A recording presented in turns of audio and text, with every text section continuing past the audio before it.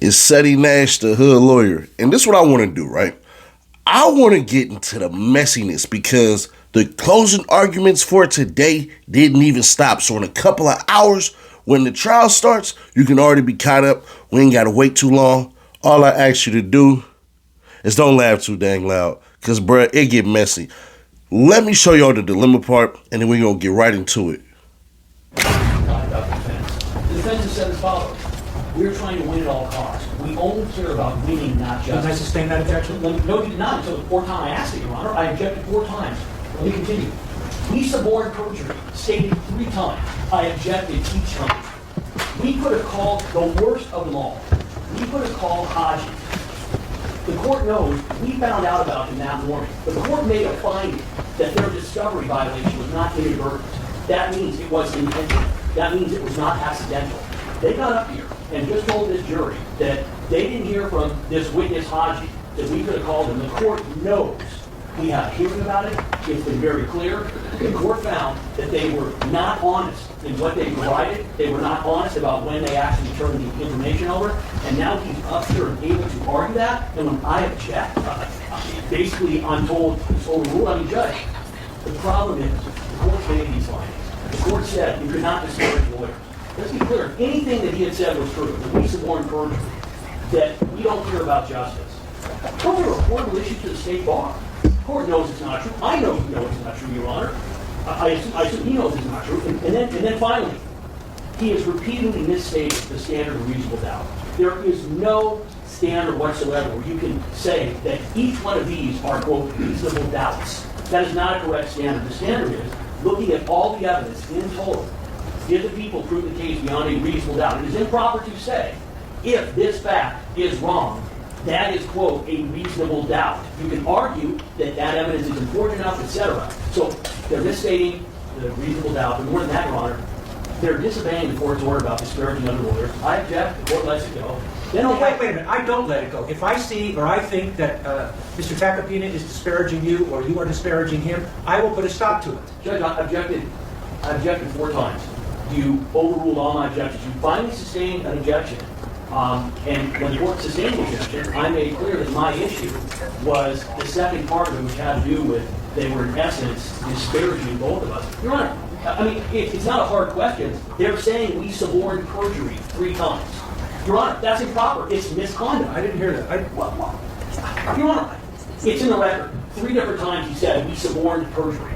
I don't know what to tell you. Hold on. Was that said?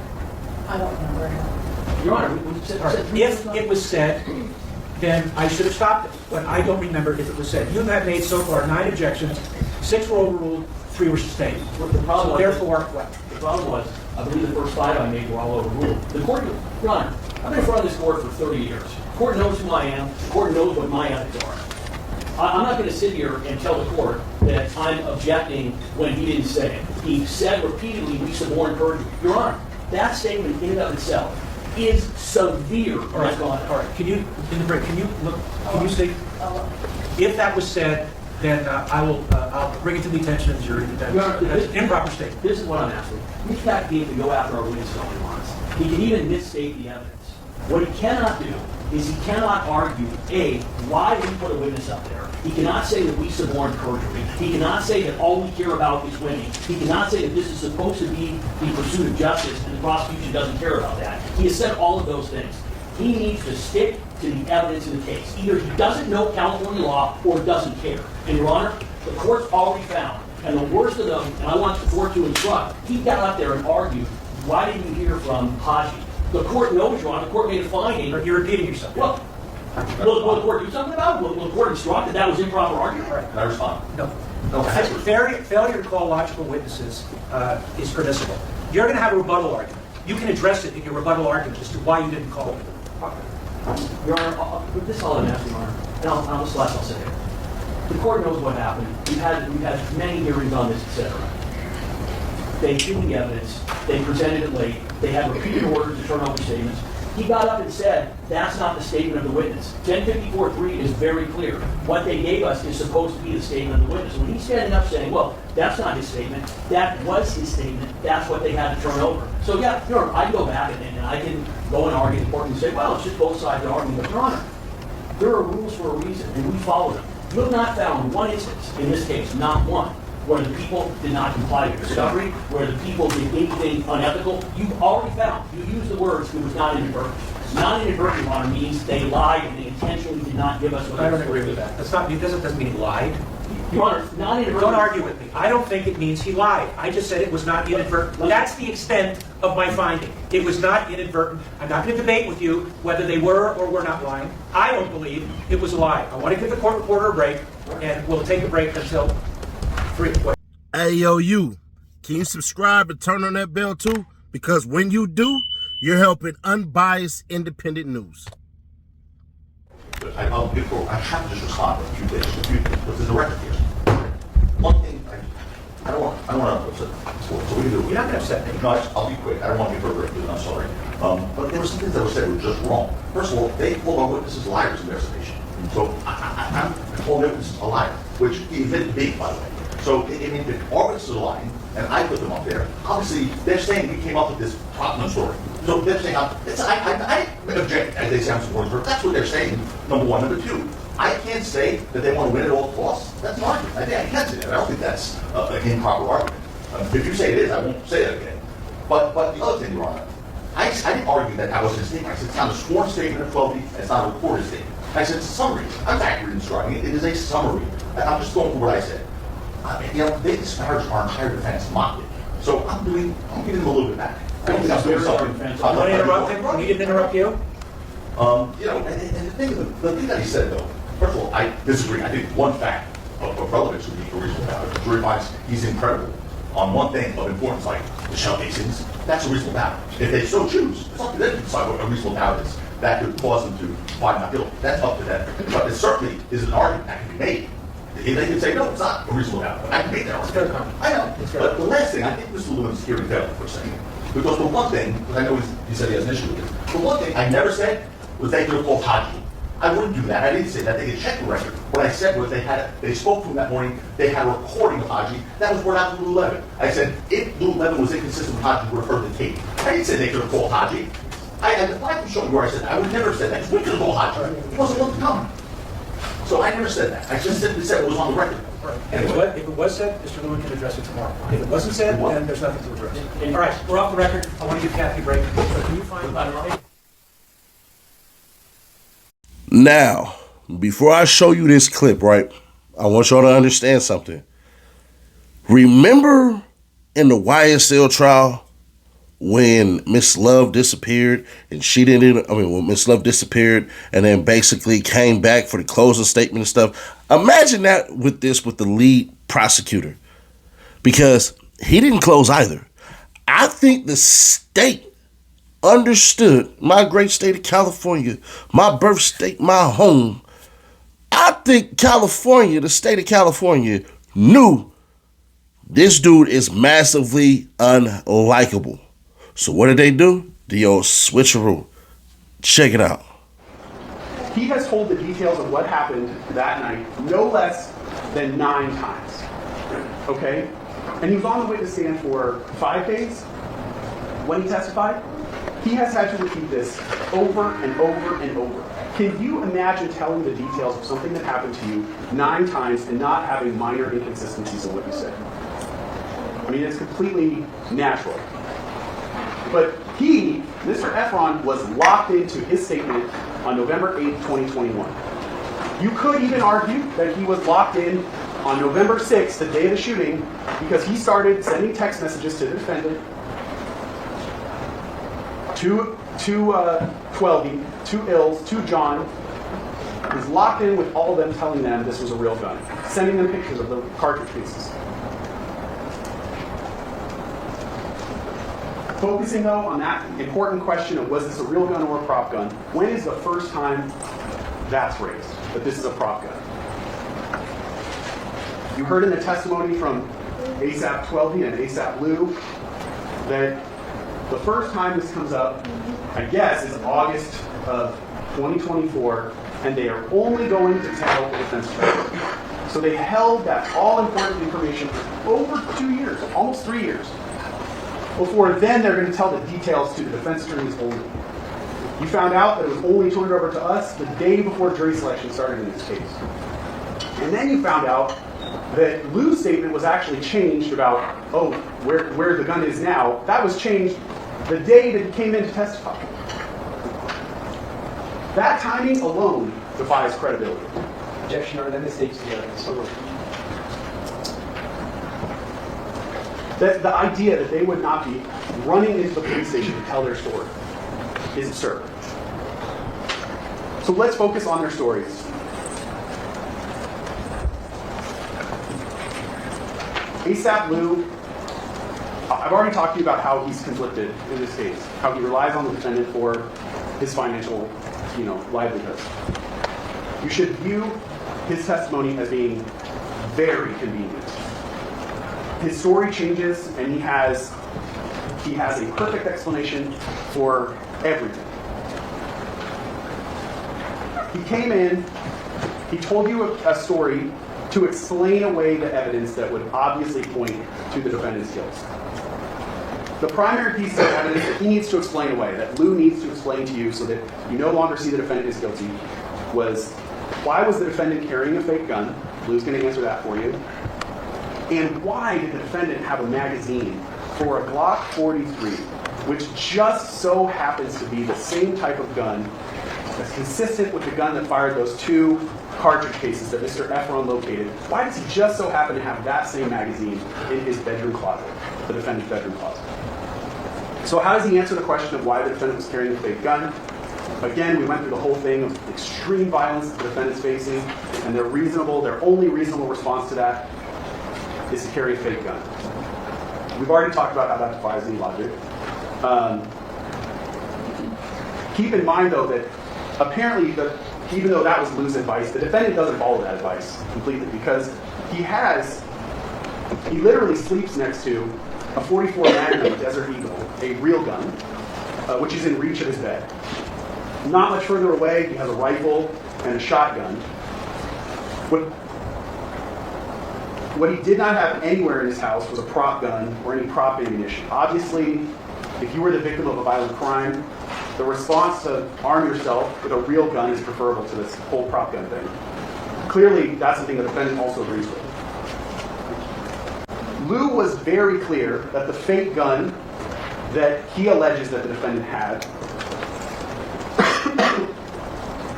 which he said he personally modified, was modeled after a semi-automatic pistol. That's Lou's testimony. And here's where it becomes painfully obvious that Lou did not fully think this through. He didn't fully flush out the story before he came in to tell you. He had to tell you that he modified the gun by adding that belt clip and by putting that magazine extender on, so that he could explain why that gun had those small things that Twelby could just so conveniently come in here and tell you that in the heat of the moment, when it's quickly pulled, he saw those 2 same features, that tiny piece of metal on the side that would hold it to your belt, and the magazine extender, so that their stories match, their stories line up.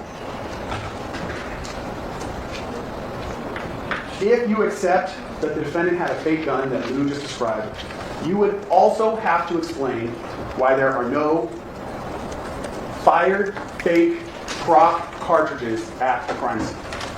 Because the gun that Lou described, this prop gun that existed, that's a semi-automatic prop gun, would operate just like a real semi-automatic pistol. And it would shoot those cartridge cases out the side just like a real gun would. So why are there no prop cartridge cases found at the scene? In his opening statement, Mr. Takakina made a big show of pointing out how 7 or 8 LAPD patrol officers scoured every inch of that street of Vista Del Mar. They walked up and down with searchlights, and they didn't find anything. They definitely did not find any prop-fired ammunition. Now, he obviously did that to argue to you that Mr. Efron planted those cartridge cases. That he actually discovered them at the scene after the police had searched it. So there's no cartridge cases. He comes back and he plants them. But he forgot that if the police are as thorough as he's saying, that they also would have found the ammunition from the defendant's house. That painfully contradicts their own defense in this case. Do you want to, I got your notes, do you want to take a break now? It's up to you. Is this a convenient spot? I'm going to move into it. All right, let's take a break now. Folks, please be outside the courtroom doors at 10 minutes after 11. At this time, we will resume. Please don't discuss the case.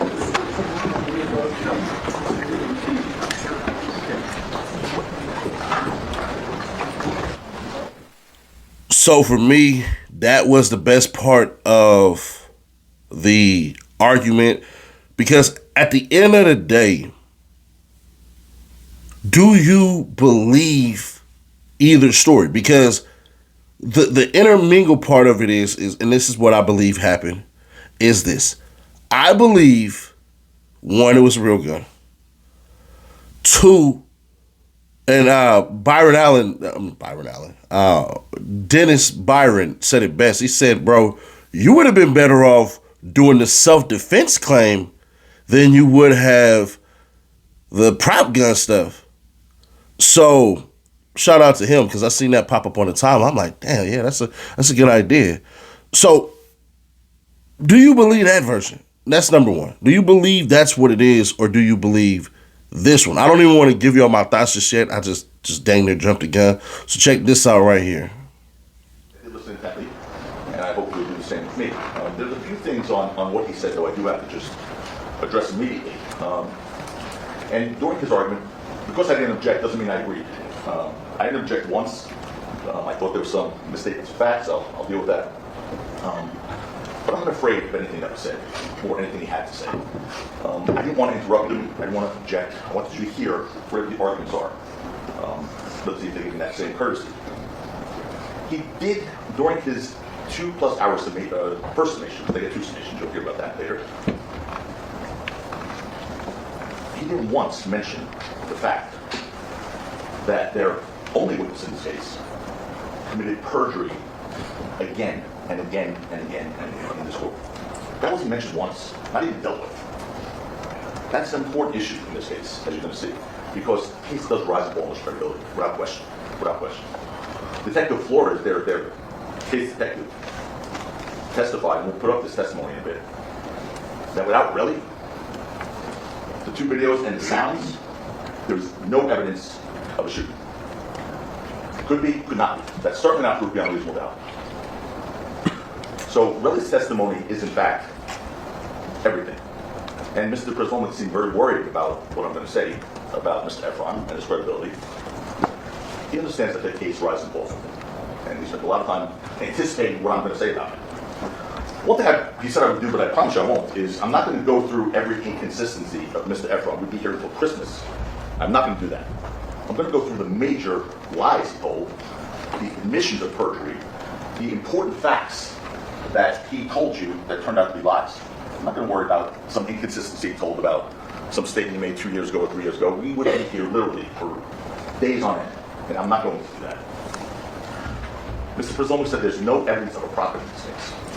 Again, we'll get to all this. There's definitely a lot less evidence of a real gun in this case than a prop. The facts scream out that it's impossible for what he had that night to be a real gun. The DA spent much of that argument, 2 hours and 15 minutes or so, repeating himself, repeating the same arguments again and again, sometimes in a sarcastic tone, because the evidence isn't there. You see how he set the stage? You see how he already set it up? So that way they can't really object. Now, in the first clip, he said he objected 9 times and 4 were sustained. All right. Oh, no, it's more to it. Don't worry about it. It's more to it. Let's go. It's not about justice. It was able to stop winning. Plain and simple. That's it. And they played games in this case that should offend you. I'm not just saying it, I'm going to take you through them. Not showing you evidence, embracing perjury of this relic, trying to deceive you. Remember something I said to you in the opening? I said we're here to make promises both sides, but not like politicians' promises. You know, the thing where we promise you the moon, you vote based on our promises, and you see if we fulfill them. And here, we make promises in that opening statement. You get to see if you can show the defending vote. Let's see what they promised compared to what we promised. They told you Rocky was the aggressor. His text messages show he was the aggressor. You got deleted text messages, we'll get to that. They told you that Rocky shot Relly with a real gun. We told you that Relly was manufacturing the story, deleting and destroying evidence. He was trying to extort Rocky, which came through. That Relly was the real aggressor, Rocky used the prop gun to defend himself. There are two hurdles that they have to overcome to get a conviction in this case. Two hurdles. They cannot overcome them. One is that the object in Rocky's hand on November 6, 2021 was not a prop gun, beyond the reasonable doubt. Second is that Rocky did not act in self-defense for both your ills. The judge instructed you, if the prosecution failed to prove the object in Rocky's hand was not a prop gun, beyond the reasonable doubt, the case is over. It's over. Beyond the reasonable doubt. You can stop there. It's over. The judge also told you that regardless of what Rocky had in his hand, if you find that he acted in self-defense or in defense of 12-year-old ills, he's also not guilty. That's the law. It's not our argument. They bear the heavy, heavy burden of disproving self-defense or defense of another beyond the reasonable doubt. And that's a burden that they cannot carry in this case, not even close. Relly threatened Rocky, Relly threatened 12. Relly repeatedly punched Gills and ragdolled Gills. I'm going to show you that again on the video. Slowly. You had it narrated to you, but you can see it on the video. Before we do that and talk about it, let's discuss why they can't overcome that first hurdle. First, beyond the reasonable doubt, that the object in Rocky's hand was real, was not a firearm, because they absolutely cannot overcome that. There is incontrovertible evidence and testimony in this case, and other evidence that shows you the object that Rocky was possessing was a prop gun. Unimpeached. Not a real firearm. And they asked why. First of all, remember, there's no evidence in the record Rocky was licensed to carry in 2021. He wasn't. But 12 and Lou told you it wasn't a real gun. Two people came in here, took an oath, and told you it was not a real gun. Lou Levin told you where it came from, that D&B music video. He identified it with Rocky and Rihanna from July of 2021, right before. He told you he put a clip drawer on it, essentially a belt clip, clip the piece onto a belt to make it easy to carry. And he extended the magazine with a clear magazine to make it look more intimidating, because the Glock he had prop gun Glock with 26 sword pits in a pocket, which was really small. So this was meant as a deterrent. Mr. Sloman told you that Lou Levin couldn't name the security guy who advised Rocky to carry a prop gun. He was never asked. And he didn't say security guy, he said Rocky's security team. The testimony you could, by the way, you could always have the testimony read back to you at any point. If there's any dispute, I know you guys can take crazy things, but if there's any dispute, you can always say, can we have that part read back of the testimony where Mr. Levin talked about the security people who advised Rocky, or whatever, type of that. So he never was asked. He didn't say a security guy. He said security team, and he just said he concurred. He wasn't pretending to be a security advisor. That they mocked him. They didn't ask him that, yet they just tried to argue that to you.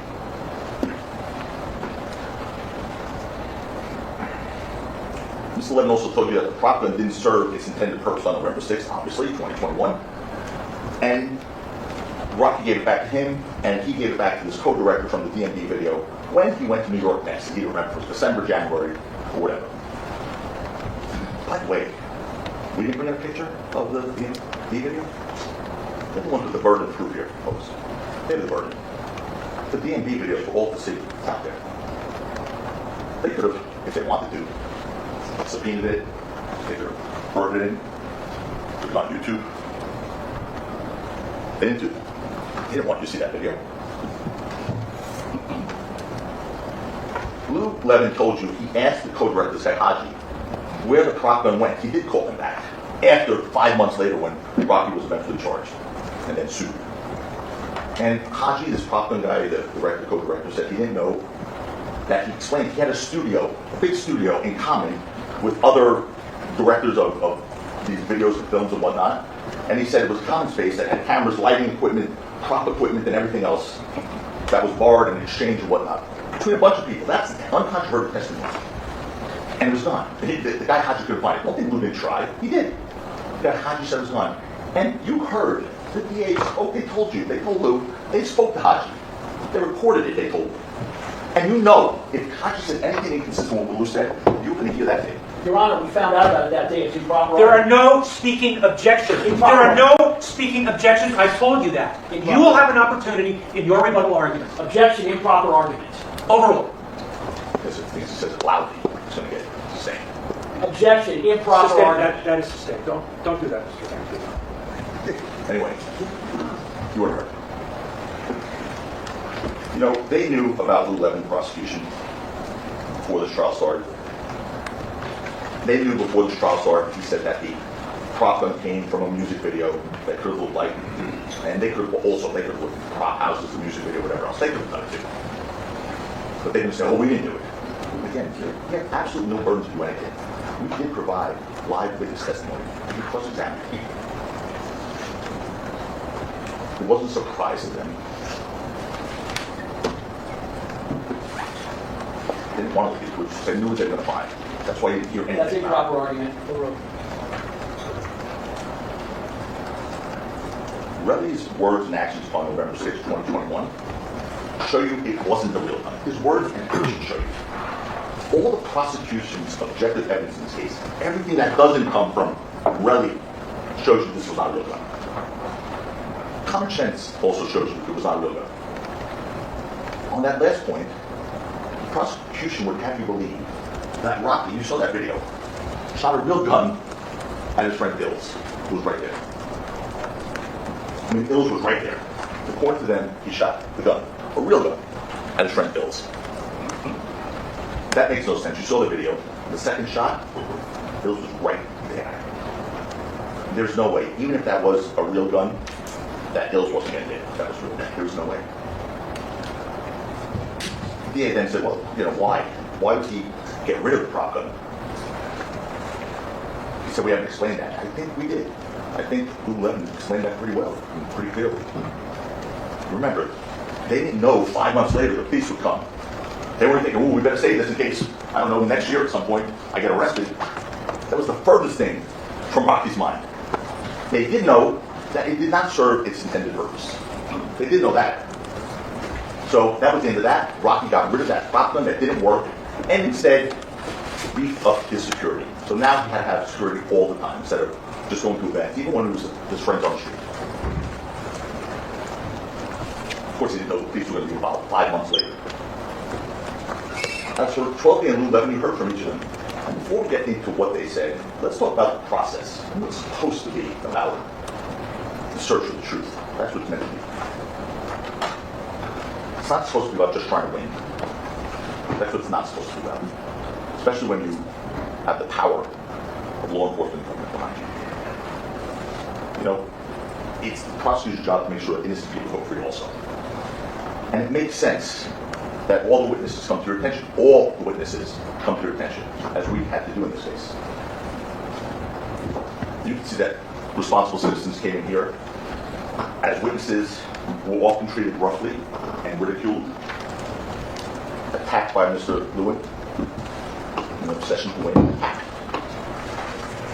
You don't treat witnesses who came in here, don't get paid to tell the truth, have no financial motive, you don't treat them like that.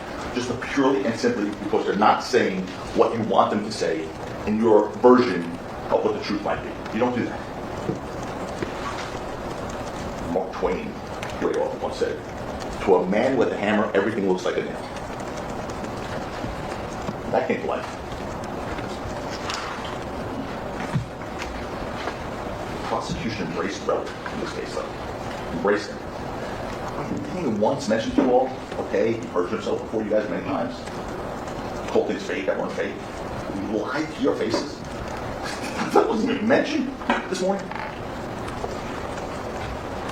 They defended him despite his despicable acts and his despicable conduct. And with all witnesses, Mr. Lewin cared into them like they were serial killers. And I mean Twelby and Lou Levin. They were the polar opposites of Relly in every way. How they conducted themselves, how they answered questions. They weren't argumentative. They weren't disrespectful. They were compliant and they were responsive. To both sides. To both sides. Compare those human beings to what you saw the week before that. They weren't belligerent. They didn't throw water bottles. They didn't curse. I mean, Relly, who couldn't answer any question straight, admitted to lying, and when he didn't admit to lying, got impeached with prior inconsistent statements. I'm not going to go through them all. You know, when you know the truth and when you tell the truth, you don't have to rehearse the truth. You don't have to get your memory refreshed. You don't have to be reminded of the truth when you know the truth and tell the truth. You don't have to be coached on the truth by the prosecutors.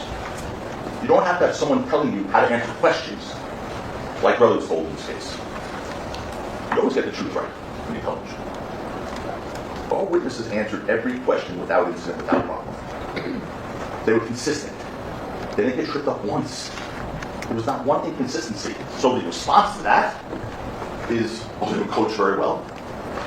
You're damned if you do, you're damned if you don't, I guess. Because if they had been caught up and tripped up and been inconsistent, and their truth was inconsistent, well then they're liars. Or they weren't consistent. But because they were so consistent and they didn't get impeached, they couldn't lay blow on them. Oh, they must have been coached. So let's acknowledge some truths. Relly is a liar. I don't care in that clip that he was talking about, oh, he had to repeat something over and over and over and over and over and over again, so there's going to be inconsistencies and stuff. That was him preempting what the defense was going to say. And it didn't work because Takapina's right. He did spend basically 2 hours trying to pound it in their domes that, oh, this is what is, this is what is, this is what happens, this is what happened, this is what happened. To the point where their closing argument could have been done in 45 minutes. Could have. Now, Takapina's arrogance and, dare I say, the bending of the rules that he does is starting to show a little bit.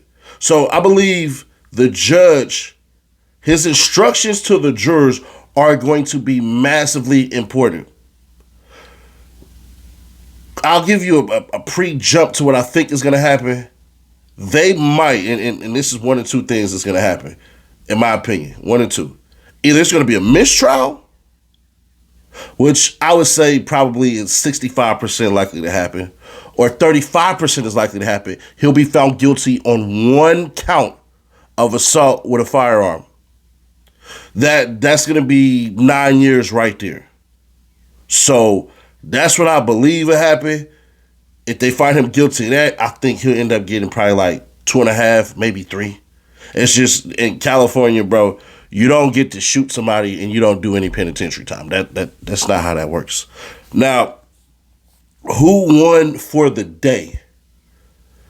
I'm going to be fair. It's Takapina because he was willing to bend rules where he knew certain things and he knew how to say it, and it was pissing off the prosecution. When he flat out said, oh yeah, they're going to interrupt me, and I didn't interrupt them because I wanted y'all to hear it no matter how bad it was.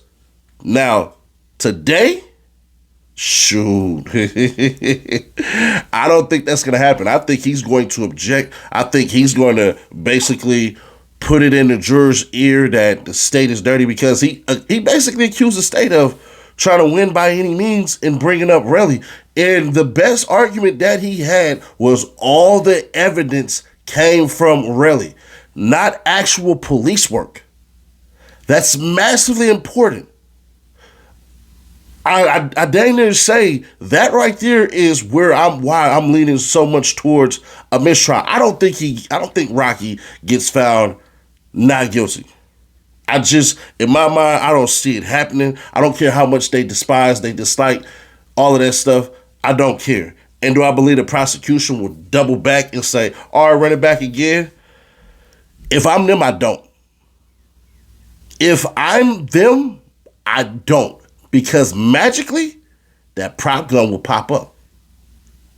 Second go around, that prop gun will pop up.